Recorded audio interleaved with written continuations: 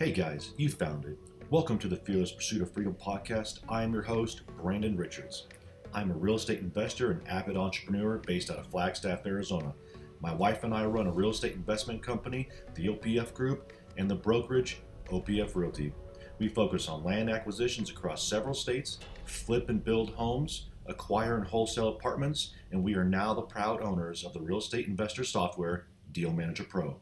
Deal Manager Pro is a real estate investor CRM that we are building based off of our 10 years of experience in the game. Listen in as I interview the nation's leading entrepreneurs and discuss the monumental battles of business and life.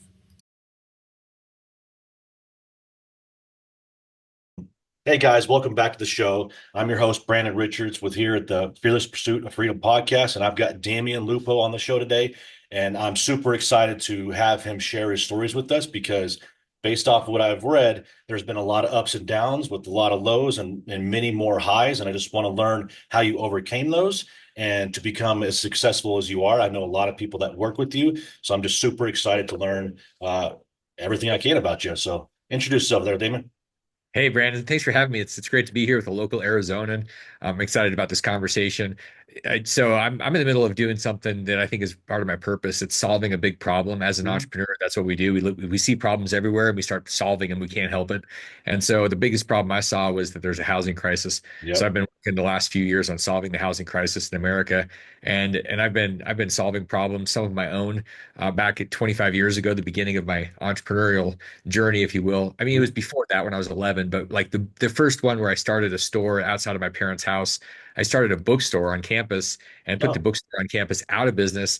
And they got pissed and they said, "You got to shut it down or we're kicking you out." And I didn't shut it down. So I got to be excused from mhm. campus. I was like, maybe this is not my path. And Yeah. it was really that started a lot of things where I was out trying things that were not conventional and did things a different way and started 70 plus businesses. Jeez And Louise. most of those didn't work. And that Yep. was part of that process that you embrace as an entrepreneur. And I sure did Mhm. and learned a lot. And that led us to a unicorn today. Yeah. Awesome. Well, I mean, we'll touch on it briefly, but let's step back 25 years. You've had 70 businesses since then. Most people that are venturing into the entrepreneur space know that most startup businesses fail within the first 3 to 5 years. And that could be for a variety of reasons, just wrong market, wrong niche, wrong timing, all kinds of jazz. But looking back 25 years, how has that progressed over time and what have you learned? Well, looking back, what's really interesting is that if you say, okay, I've got this great idea, and you become addicted in love with your idea, and it's got to be that is the winner, and that's your first business or your second or third. Mhm. What you don't realize is the laws of startups and failures are working against you. You've got to be willing to say some of these businesses I'm going to do are going to be lessons, and they're going to allow me to grow into the thing. It's probably not your first or second or third when we know that 9 out of 10 businesses fail within the first 5 years, and 9 out of 10 of those actually fail in the next 5 years. So Yep. when you start realizing that stuff and you embrace, as David Goggins says, you embrace the suck, and like Mhm. you say these are all valuable for me. And if you stop getting addicted or attached, if you will, to the outcome, and you say I'm gonna go all in and love the process, and then you learn as much as you can. It doesn't matter whether the thing works or not. It matters that you're growing. And that's when I look back with 70, even if it was 10 or 20 of them, there was something valuable there. And the problem is most people are like, I got to have a grand slam on my first at bat. And that's what gets them in trouble. Yeah. Yeah, no, for sure. I can't tell you how many times I've heard that. And that's the downside. I mean, for me is like a lot of people are teaching or really um what would be the phrase? Like just preaching, I guess, that, follow your passion, which I 100% agree with, but don't fall so in love with it that you ride it all the way into bankruptcy. I've seen too many people do that where they just are like, it's gonna work, and then just not catching all the signs along the way. They're like, I should probably jump ship on this one and take my lessons and move on. Yeah, here's the thing I see with passion. There's this thing, it's a ikigai, or there's a Venn diagram. It's where the circles overlap each other. And, Hmm. and it talks about purpose, passion, market. It's a Japanese thing that I recently ran into. I'm like, man, I've been seeing this my whole life. Yep. What and I started thinking about it. And the problem is we've been convinced by so many preachers and teachers and influencers that if you follow your passion, you'll never work a day in your life. And it's a bunch of BS. Mm. Passion doesn't keep you in reality. Passion is awesome if and when it's part of your thing. But what's more important than passion is purpose. If you're like, man, I just want this to feel good, the moment it doesn't feel good, you're going to have an affair on your thing. You're going to go chase the thing that feels good. You're going to stick yourself with heroin or something to feel good. And Mhm. that could just be in the form of some other business. So you're not really going to stick. When you've got purpose, you'll grind through the things that are hard. You'll wake up and go, man, I have a North Star pulling me. This passion nonsense being the primary, like you just said, it's cool to be passionate. It's not required when it's really hard to have passion. What matters is that you've got something that's bigger than yourself that's pulling you. Yeah. Yeah. Yeah. The passion will make you overlook things like just basic things that the market is telling you. And just because you're just so focused on the love for the game, which That's is right. good, but it doesn't always work out like that. So the main reason I wanted to talk to you today is even before a friend of mine was investing in your companies, I had heard about FrameTech. I am not ultra familiar with it, but my guess is that you're using this company, this business as your driving motivator into your purpose for providing affordable housing. Is that my guess? Yeah, my big Or purpose comes from the amount of pain that's out there. People can't afford to buy things. They can't afford to build houses. They yep, can't afford to be in a house. It's I see the pain in people, and so the market is a reflection of pain. If there's yep, a pain with people, the market says there's a problem. And so what I've seen is this giant problem, and I ran into a solution with the right team and at the right time, and that's what FrameTech is. It's bringing those things together to solve this thing. So it was really about seeing a lot of people in pain. And the money thing is a pain for almost everybody except the ultra rich and the ultra poor. Money doesn't really matter if you're ultra rich or ultra poor. It's like irrelevant. But right. almost everybody else, it matters. And so this is me saying, let's do something exponentially different because incrementally doesn't matter. You change something 5 or 10%, not going to change the world. You change it 10 times, it changes the world. And that's what FrameTech is doing with the housing crisis. Yeah. Well, let's go into FrameTech. I mean, what do you offer as a company there? So the problem and the pain is that we don't have enough housing. There's like 10 million missing units in America right now. And Yep. that's just if we built 10 million more units across America, we'd be at a homeostasis between supply and demand. We're going backwards every year, 400,000 or 500,000 units that are not being built. And so why is that? Because we can't build enough because there's bottlenecks in construction.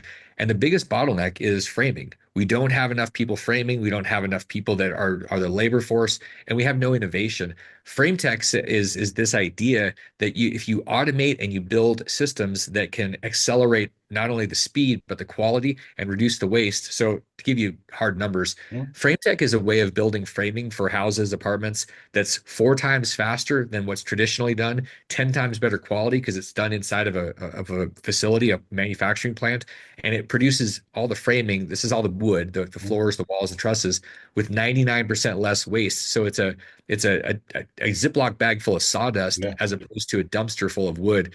That changes the entire dynamic of construction and housing. We're solving the problem. This is releasing the juices of construction across America. Yeah. And that drives me nuts. So I'm in real estate, obviously. My buddy of mine builds, and it drives him nuts as well. But we'll show up to one of his job sites, and there's mountains of cut wood, not full, 8 foot length 2x4s, but there's enough sections that you're like, man, where in this house or another house can I use this?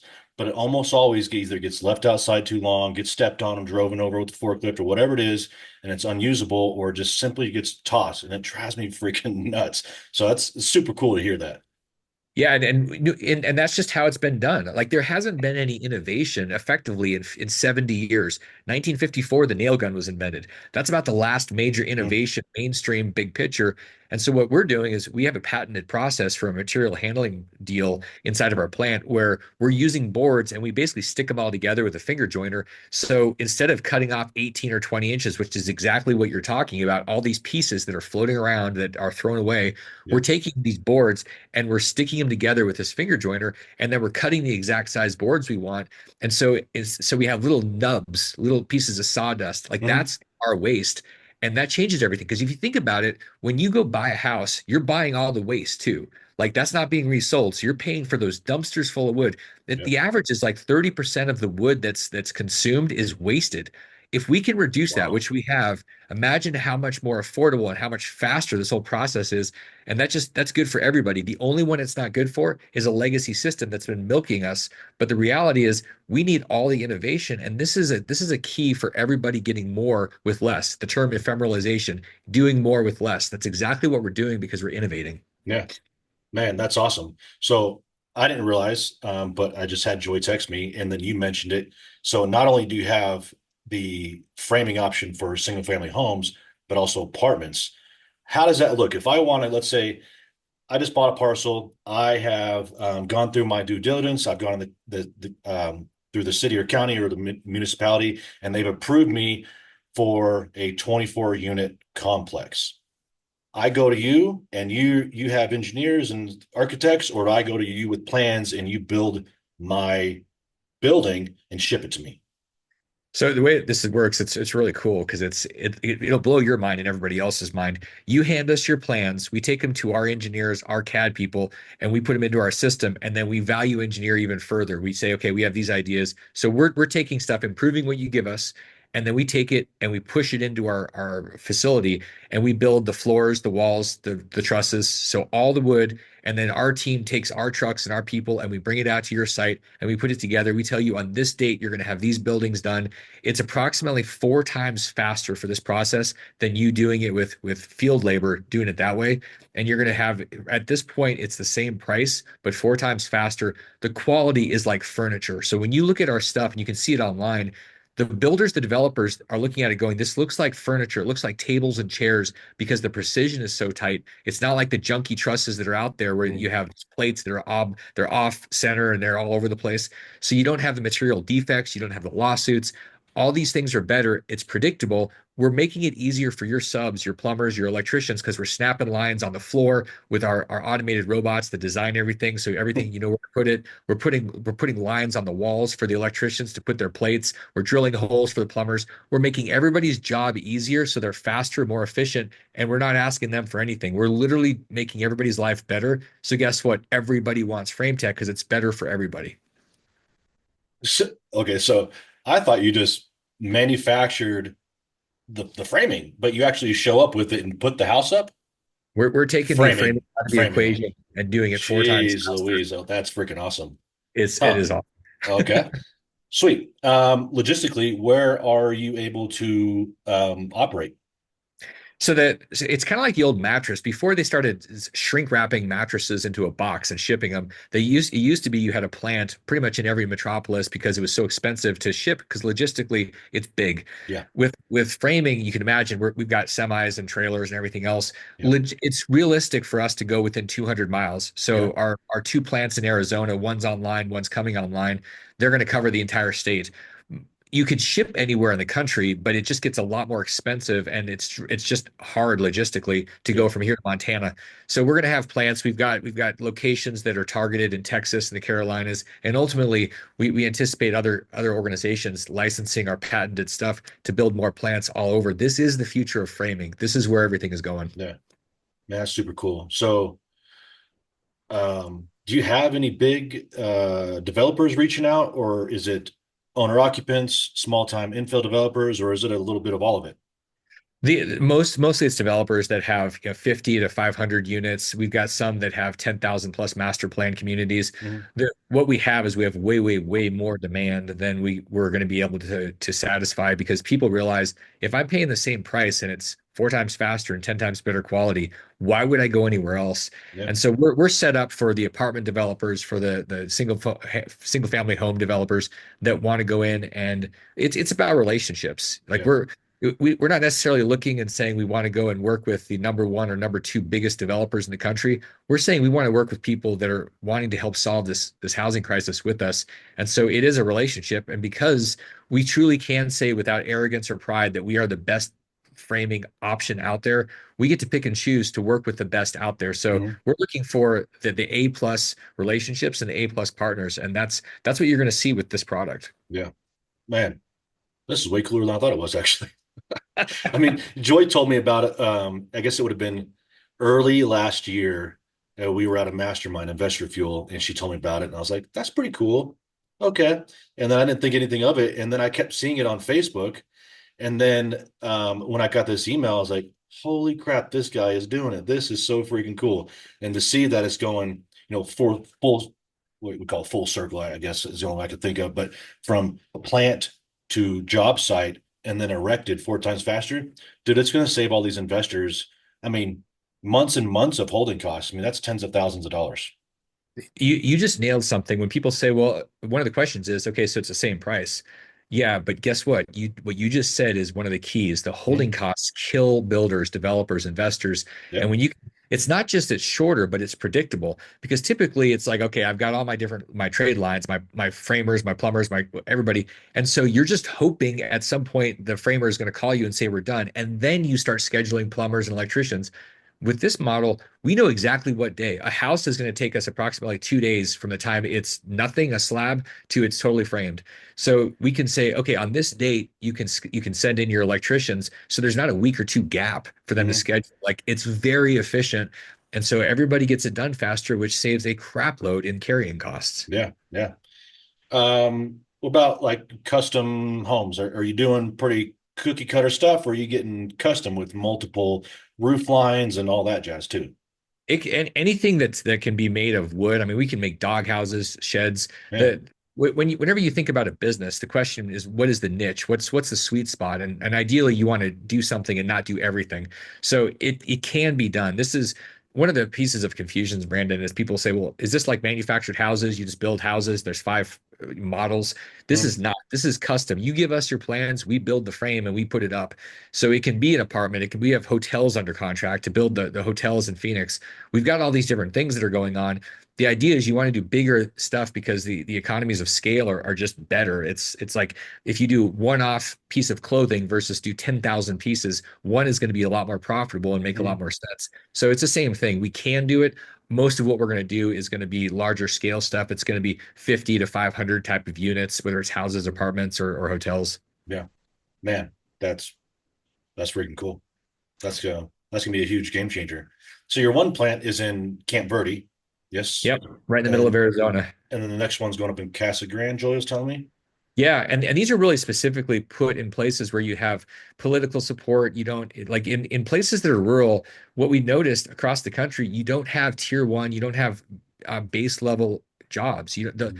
There's a lot of service stuff. There's Starbucks, but you don't have manufacturing. When you have manufacturing, that's a base level type of employment where a lot of jobs, like our every job we have is going to create six more jobs surrounding our plant. So we have say 200 people that are directly working for us at FrameTec, it'll create 1,200 jobs. We're going to be the biggest employer in that area in Yeah, Camp City. And you get what's cool, man, is you get people that say, I want to live in more of a rural area. I don't want to necessarily be in a concrete jungle. And we're providing jobs that are good paying jobs, and we're doing things that are totally different that nobody's ever heard of. Not only are we putting cafeterias with really good food, maybe we'll have Robert Kennedy come over there and help us with our menu, but yeah, you know, yeah, we've got that stuff, which is cool. People are like, yeah, it's cool. But you know what else we're doing? We've got daycare. We're putting a daycare facility so our blue collar laborers can bring their kids and have their kids taken care of. So you don't have to have one spouse working just for daycare, yeah, and you get to see your kids at lunch. Not in addition to that, we've got a wellness center going in that's staffed with doctors and nurses so we can keep our people healthy, not just give them prescriptions for drugs when they get sick. We're doing things totally different to create an environment where people feel like they're part of a family and not a disposable cog. This yeah, is the future of manufacturing. It's the future of business because we're looking at it differently, holistically from the human element, not just the profitability element. yeah. Wow. When I was growing up, I've always wanted to be an entrepreneur. One of my dreams growing up was to have a big warehouse. I don't know why warehouses are. I look at a warehouse and think that is a company that can withstand multiple market shifts. And now, in the beginning, that was obviously I didn't know any better, and that's obviously changed now. But that was one of the things I wanted to do is have a big warehouse and provide a lot of the same things you're doing. Did you ever watch the show Rob Dyrdek's Fantasy Factory? Uh-uh. Oh God, you got okay. Just look up one episode of it. You know Rob Dyrdek, the skateboard guy. He does what's his TV show now? Oh crap. It's a comedy show where he does little snippets of comedy. My wife would know. Anyway, so he had a factory. He did clothing and other stuff, so it's unrelated at all. But he had all of the offices like tree houses with bridges to them. Everybody had, a really nice kitchen. It's just a cool work environment. And really, not only is that better for the atmosphere, that's better for you as the owner because those people want to stick around. Not as much turn.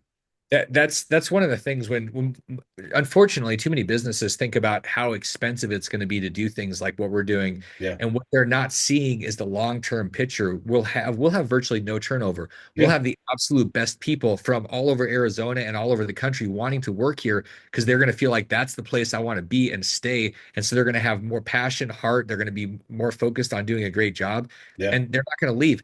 Turnover is freaking expensive in Yeah. any business.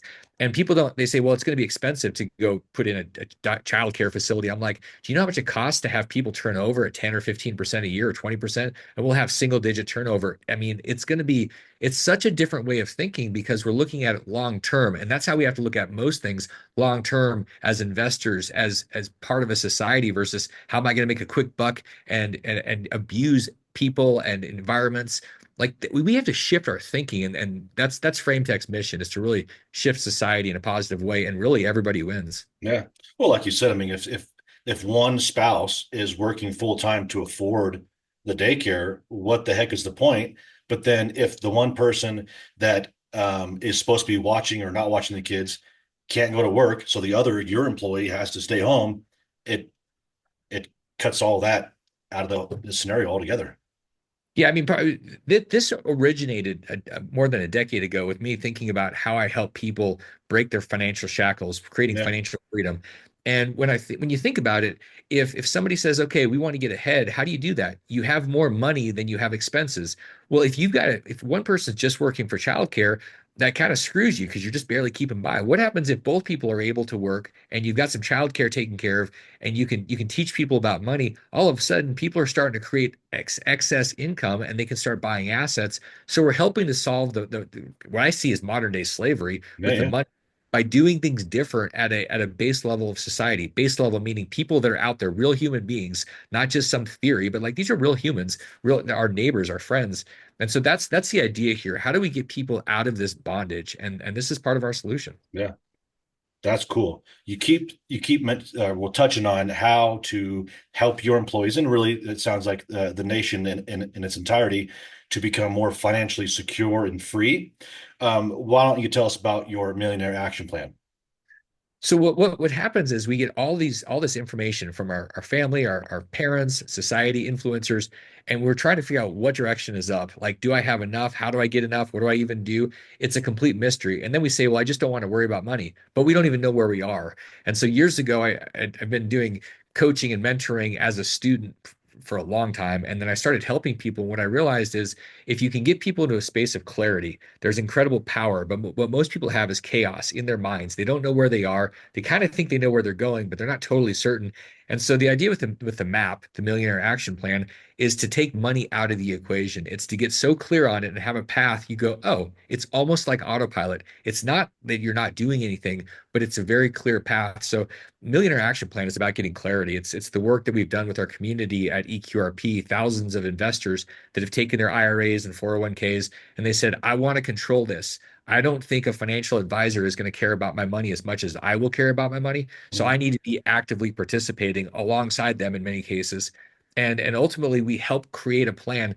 And the plan does not look like 60% stocks, 40% bonds, and you check out. It's literally asking, where are you? Let's get clear. Where are you going? What's the gap? What do you have to learn? Not how do you have to make more money to put into more stocks? Yeah. Like Yeah. that's what the financial system does. And it's not the right path because you're never empowered. You never have the confidence because there's no confidence in having a mutual fund that's split 60-40 or whatever the heck the thing is, or Mhm. time-based thing.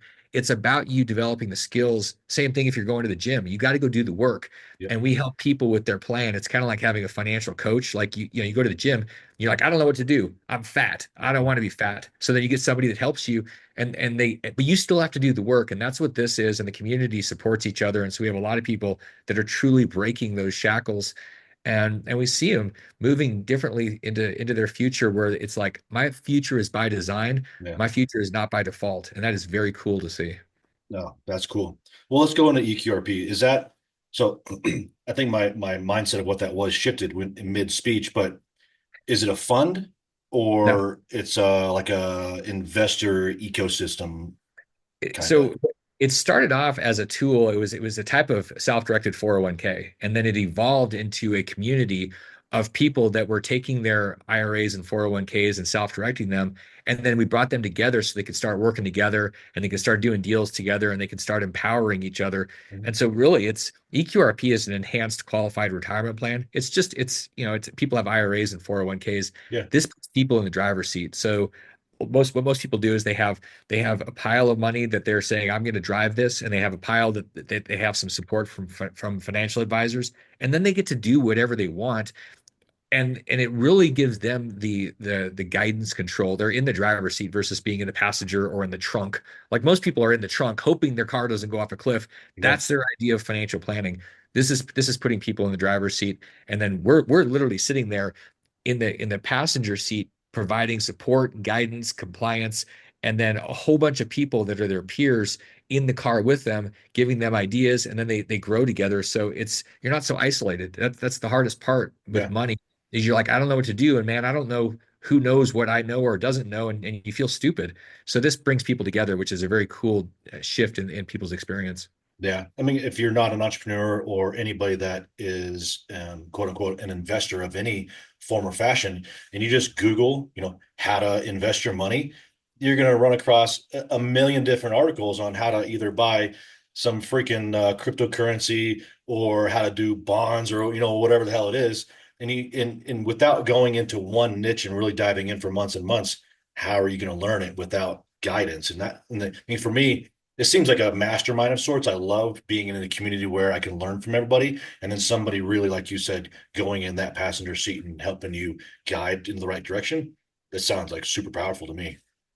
Yeah, it's interesting because there's this term, there's this idea that some things are very simple, but they're not easy. Mhm. And this is a case where it's very simple. Like the premise of what this is you have the ability legally to have control of your money and your future, but the process is not easy. People want simple and easy. They don't want to really do the work. They want to just hand it over. And that's where a lot of people get taken advantage of, because they hand their money over to a good story without any substance. It's all sizzle, no steak. It's all cat, no cattle, or no, Yeah, all hat, no cattle. yeah, And it's fascinating to watch the psychology. Investing is all psychology. It's very little in terms of the thing, whether it's real estate or crypto or stocks.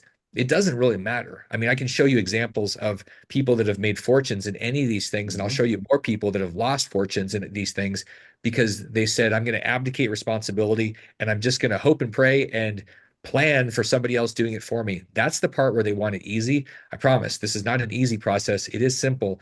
If you take responsibility, it's totally within anybody. And I don't care how educated you are. I mean, that's the thing. People are like, man, I don't know that much about money. I hear that from people. I go, you literally just defeated yourself when you say, I don't know much, and you stop. If yep, you say, I've got a lot to learn and I'm ready to go, totally changes the energy. And guess what? You have providence at your tail, and it's amazing what can happen when once you shift the thinking and your focus. yeah, yeah. That's awesome. So is this like do you have meetups, in-person meetups, or is this an online community where you help guide virtually? It's turned into both. So the online community, it's for our members. There's a couple of thousand people in it.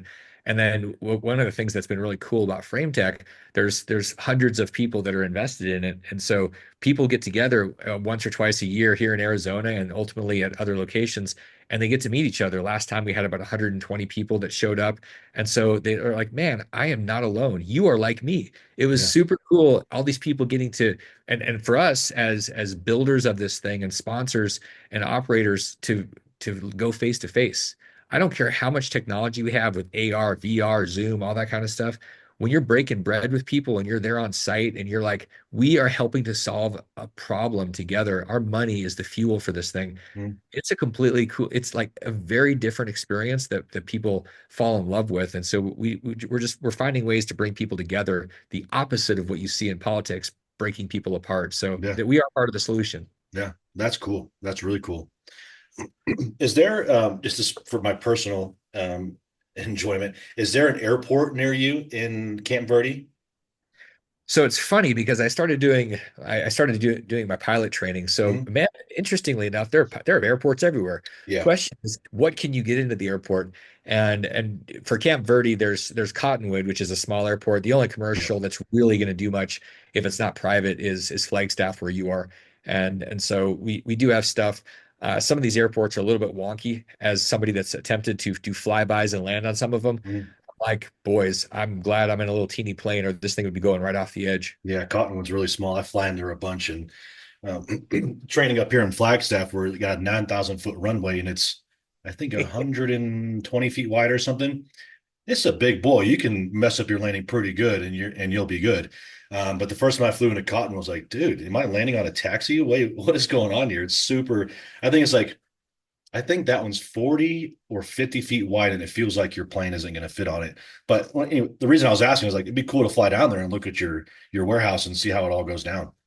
Well, one of the fun things for me flying out of Sedona in these little turboprop, it's a Yeah, single engine plane, and trying not to run off the runway when I'm first learning. I'm just yeah. like, because there's cliffs here, you get to fly, and I got to fly over FrameTech and do these zigzags over the plant, and I was Mhm. waving at everybody from a couple thousand feet up and Mhm. lower, and so it's actually very interesting to have that perspective. You see the lions, literally, there's like out of Africa right next to our plant, Oh, and so you really? see lions. I mean, it's a cool experience, but yeah, Yeah. you can zip down and see it, and love to have you and anybody listening or watching, love to take people on a tour. This is the future. You can see AI in action. You can see robots doing things. Our robots are dancing, doing things. And what we're doing, people go, oh man, robots are taking jobs. And I go, robots are adding jobs, because Mhm. what we're doing is we're taking a lot of the things where people used to lose fingers and hands because of saws. Our automation is taking those jobs away and shifting those. We're adding 180 jobs that don't exist. And we're, instead of adding 600 jobs with a lot of people losing appendages, we're adding a bunch of jobs, taking all these robots, using them, taking AI, becoming more efficient, and creating a better society and community. So it's really cool when you don't have to have a win-lose thing. So Mhm. much of what we've been taught is, well, if the rich person gets richer or whatever, then somebody loses. Man, everybody is winning with this. It's the Yeah. coolest thing. Yeah. I mean, I can't think of much of any or really any entrepreneurial venture that would not benefit quite a few people on the way up to millionaire or billionaire status. I mean, you don't get there necessarily by yourself. Somebody helped you, and you had many people doing things on your behalf to get you there. So that's kind of a weird mindset I've always thought, but Yeah. that's just weird people I don't agree with, obviously. So let me just make sure that I'm not missing anything because Joy, I've come to know her very well. While you're looking at that, one of the things that's really interesting is, in this world, you mentioned somebody that's an investor with us, Hmm? and you realize this world of investing and people that are self-responsible, if you will, is a very small space, and you realize the world's actually a lot smaller than you thought. And when you're out there, it seems big if you're just going through as a robot, if you're going through motions. When you take responsibility, man, you realize there are a lot of cool people that are out there that you're going to bump into, get to know, and all sorts of people are going to want to introduce you to other people. So when people are like, "Man, I'm lost. I don't know what to do. I'm feeling stuck, or I'm whatever, I'm broke." The moment you shift the psychology and say, "It's my life. It's up to me. I'm going to go do it." You start reading Larry Wingett's books. Your life is your own damn fault. Like, Hmm? embrace the bald pit bull of personal development. Go after that. Become that, and watch your world come together with some of the coolest people you'll ever meet. Yeah. Well, I was going to mention that too. It's the strangest thing. So Joy was part of a multifamily investor mastermind I was part of. She lives in Missouri. I live way out here in Flagstaff. Not only is that connection, pretty rare, but then she mentioned she invests in a company in Arizona where I live. And then randomly out of nowhere, your marketing department emailed me to get on the show. It's like all of these things were meant to happen. And to your point, if you put yourself out there to grow, whether with your network or knowledge or whatever it is, it will all come back. Like these things are meant to happen if you look for it. Yep, it is a choice. It is people. It's unfortunate that people are waiting. I mean, that you've probably heard this. I don't know. I've probably said it, but I don't say it anymore. This idea that I'm going to wait and see what happens, Mm. like that's such a bunch of BS. Like, go out and make it happen. Go make the choices. We have this option. Everybody has the option, unless you're in prison. And most people are not watching this from prison. I don't think. Probably I, not. I wouldn't imagine so. Right. Like the reality is we all have this choice. And one of the things that's hard right now for most people is they're like, man, I don't know what choice to make. I don't want to make the wrong one. So either they make no choice or they make too many choices and they're not focused. I so often I hear people say, well, I'm going to invest in 10 different things or I'm going to start three different businesses. And I tell you, you know what? That's wrong. They go, I'm choosing the wrong business. I say, no, you're not choosing a business. You're not wanting to choose the wrong one. So you're not choosing anything. You're choosing five or Yeah. three or two. It doesn't matter if you choose one and it fails. You're going to focus and you're going to grow more, and it's going to take you to the next step, to the next thing. That's the problem. There's so many choices. We don't want to choose wrong. We don't want to be a failure. And yet we keep going in these cycles. We're on a freaking merry-go-round doing Groundhog Day. Yeah. Yeah. I mean, that's a common theme in all these masterminds I've been a part on is niche down, niche down, niche down. Because in the real estate world, if you're trying to do apartments, industrial flips, wholesaling, like you're never going to be a expert at any one of them because you're too scatterbrained, unless you build a large enough company to manage all of it. But as a solopreneur or small team, it's simply not doable. One of the things that we've been hammered on forever is diversify, diversify, and Yeah. we've all heard that. Well, most of us have heard the term diversify. Diversification makes sense when you what you just said is balls on accurate. You get to a certain size. That size is not a million or two. That size is like 10, 20, 50 million. You got to be narrowly focused. You pay attention. You know what eggs are in your basket. Warren Buffett style. Like I'm going to pick the egg and I'm going to protect the egg. It's going to be in my basket. I'm going to own that thing. And that's the right strategy. And it doesn't matter if you crack an egg, man, go build another egg. Yeah. It's this if you just scatter, you're not really going to know what's going on. They're not really going to be asymmetric. The likelihood, even if one does really well, it won't make much of a difference. Diversifying is really when you're maintaining wealth. If you're trying to create wealth, you don't diversify, you focus. That's the key. Yeah. Yeah, I think that a lot of people misuse or misunderstand the phrase that the average millionaire has seven streams of income. And so somebody that's not in this world or stepping into it, they're like, well, I need to do, at least seven different things so I can become a millionaire. But if you don't ever focus down in the beginning to get a solid foundation, you'll never make it to the seven because it'll fail, fail, fail. Amen. Yeah. Well, hopefully they don't fail, but I mean, statistically speaking, you're probably going to fail unless you focus on one. Dude, it's been super cool to have you on. I really do want to connect after this and come down and take a look. My plane's Yeah. in maintenance right now, getting an annual, but as soon as it's done, I'd love to fly down and come take a look at the warehouse. It'd be super cool to see it all. And I'm not a videographer, but it'd be cool to like get some pictures and video and kind of show off FrameTech. I think it's super cool.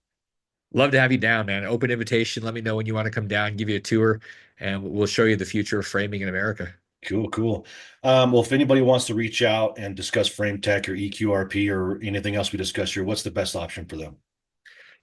One of the things that I did is I was trying to think about how can I help people with the different paths people are on, and I remember Grant Cardone one time said millionaire is the new middle class, and I was like, okay, I buy into that. Like you really need to create some wealth to not be afraid of money for the rest of your life. So on my journey going to making millions, then going homeless and losing it all, and ultimately becoming a millionaire, and then going to 10 million and 100 million, there's this process and all these companies, and I boiled it down into the 10 steps to 10 million Mhm. in 10 minutes. And I just wrote this book so people could start to understand the principles that it takes. They're universal principles. So you can download that at turnkeyretirement.com, and Okay. that'll get you connected to me. So turnkeyretirement.com, get the 10 steps to 10 million in 10 minutes. It's really it'll get you thinking, okay, you know what? That would be a good idea. Take what you like from it, throw away the rest. But this is real. This is not me making something up I learned over a weekend or in a book. This is what I did and what I've been doing for 25 years. And if you want to go through 70 plus companies, that is a path. I don't Mhm. recommend it. I recommend leveraging off of other people like you have with masterminds. Take the best stuff and throw away the rest, but take that 10 minutes. It's like less than 10 pages and it's big font. You're going to go, this seems too simple. It is simple. The hard work is in the process of you implementing, and that's what you got to do. But I started off making a simple diagram and a blueprint for you. Yeah. We forgot to touch on it. Do you mind if I step back a smidge just for a couple more minutes? Not at Cool. all. So we mentioned in the beginning, um, and you just mentioned again, which reminded me of it. You had success, you lost it, and you built it back tenfold. How, and this could take hours, I'm sure, but how did you not only get there? We don't necessarily have to go into all the details, but when you did fall, how did you get beyond that? Because losing and failing in your own eyes can be a heavy burden. Um, it can be so heavy that you don't want to push forward. How did you get there and push past it? So I think about this a lot. I've done martial arts for many, many years, started 25 years ago, and there was always this fear of getting punched in the face. I'm like, that is gonna hurt, man. I'm gonna cry, like all these things as a kid. And once I started doing martial arts and it happened a few times, I was like, oh, okay, pain doesn't really hurt that much. It's just pain. It's like this thing. You learn how to embrace it. It's the same thing with failing. It's this process. The problem is we associate failing with failure as if that's who we are. Our Yeah. our self-identity, the self-concept is that thing. And we avoid being labeled a failure because we don't want to be ostracized and voted off the island by people saying you're an idiot. And so there's this huge judgment. After I've lost everything 4 different times, and they were different amounts. One was 20,000, one was 50, one was a couple hundred, and one was 20 million that turned into negative 5 million in 2008. That sucked. But it's each one of those processes taught me, okay, there's lessons here. I can either be a winner or a learner. And what most people do is go, either I'm winning or I'm losing. And I'm like, no, no, no. You got to learn from these things. And when you Yeah. start embracing it, you go, oh, these are just new lessons for me. It's a mindset shift. It's about saying, I care less about the judgment. I care more about the lesson that I'm learning in this process. When you detach yourself from the outcome and you fall in love with the process of growth and serving other people, it's really interesting how powerful you become because nobody can actually inflict the wound of judgment. It's like, I don't really care what you think. You might think I'm crazy. That's your problem. I don't care what anybody thinks about me. I care about what I'm doing that's serving my purpose.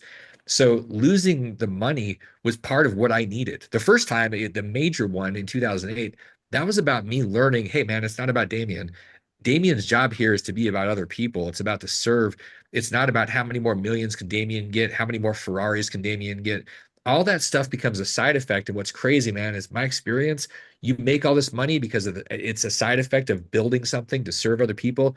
You're not really as interested in the Ferraris and the shiny objects, maybe a plane, and I can Mm, appreciate that because I just mm, don't like to fly commercial. But what's fascinating is the stuff that you get wound up about when you're thinking small, the judgment and getting this stuff.